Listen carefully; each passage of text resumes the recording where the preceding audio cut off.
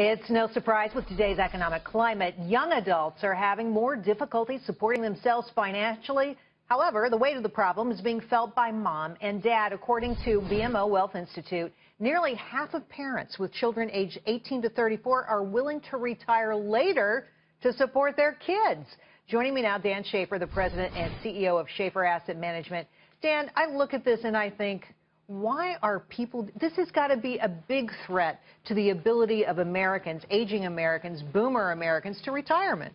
Well, that's been the problem. And it all started with the lower interest rates, because if you have all this retirement money and you don't want to take the kind of risk of being in the markets and you're expecting 8% yield on your return, on your assets, and you're not getting it, you got a big problem there. So we have a lot of older Americans that are going back to work to meet the gap. Now their children are coming out of college, or children that didn't go to college, and they're trying to get jobs and wages up. And the problem is they're competing with their parents' generation that are still looking for jobs. So now you've got two sides looking for jobs. If I'm an employer, it's like, hey, what do I have to raise my wages for? So that's a major problem. Big problem in the economy. And here's what people are saying they're willing to sacrifice for their kids.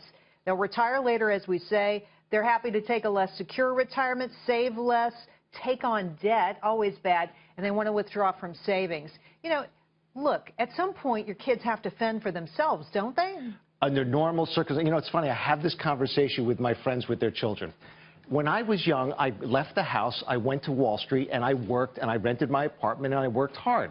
Today's generation doesn't have those opportunities because of the regulations that companies have, because of the competition for jobs, like I mentioned to you before. And the problem is that with this kind of an economy where there's too much uncertainty, and corporations, even though their earnings look great, it's only because they cut expenses. What are these young people supposed to do? Totally true. So their parents are like looking at them saying, wait a minute, you're not better off than I was in my generation. I got to help you. So what are they doing? They're looking at all their assets. All right, what can I live without? Let's take a look at what they're actually doing. Okay. Here's what parents are concerned about. 42% financial problems caused by debt, 33% difficulties achieving financial independence, and 26% insufficient or lack of employment. So these are the issues they say are causing them to help their kids. And you talk to those kids, which I did yesterday on these very numbers, and they're like, oh, please don't turn off the taps. Because you know what? This money doesn't go to me, it goes to our kids. Exactly. So, I mean, it's an intergenerational problem, and I think behind all of this is really an economy that can't grow. Well, we can't get out of our own way. We can't create a robust economy that's going to provide the kinds of opportunities that's going to give millennials jobs, and on and on. Right. And you look at those numbers you just put up there. Those are really high numbers, those percentages, which shows you that the government numbers that we're being told about employment and unemployment, they're false, because look what's happening here. And this older generation is looking at their kids, like I said, that don't have the opportunity, and they're trying to give them a jump start, help them get out of debt, help them maybe start a business, help them at least get closed for a job interview, some of these children. And they can't seem to make it right. So the older generation, loving their children, think, you know what, instead of my money getting zero in my retirement nest, I'm going to invest in my kid, because hopefully they'll take care of me when I'm really a lot older and I need it. Now you make a good point, because maybe they think that's the better investment.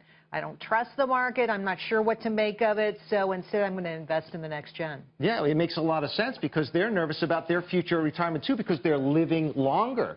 Life longevity now, you know, with all the medicines and medical industry today, you can live till 90, 100 in a heartbeat, and not literally, but you know what I'm saying.